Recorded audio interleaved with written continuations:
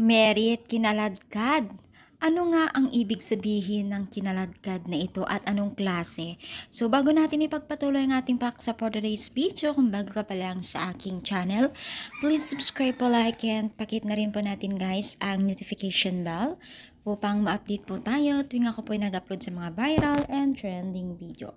So alam niyo ba guys na naging usap-usapan po ang patuloy na nagkakaroon ng iba't ibang issue po sa team o sa kay Medit, no?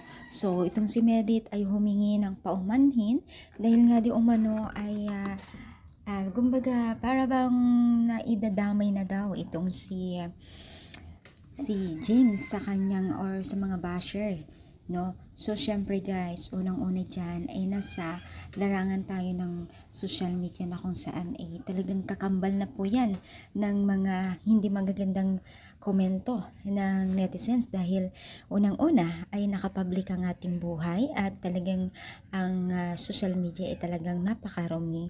Ibig sabihin yan ay hindi pare-pares ng tao at mas marami pa rin po ang negatibong tao at hindi nawawala yan. Sobrang hirap yan at ihanda na natin ang sarili natin kung i-public natin sa larangan ng social media ang ating buhay. Lalo't pa man po kung hindi naman tayo kilala ay talagang patuloy ang pagbibigay ng hindi magandang komento sa atin, no? So, yan ay isa sa mga lesson ng mga netizens na nagbablog, no? Kakambal na po yan na maraming basher talaga at hindi mo maiwasan.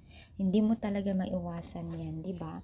So, pero sana nandyan pa rin po ng taga-supporters na tagapagtanggol at alam naman at kung kilala naman natin ng isang tao ay huwag na lang tayo magpa-apekto, di ba? So, ano masasabi ninyo? Comment down. Palike po ang ating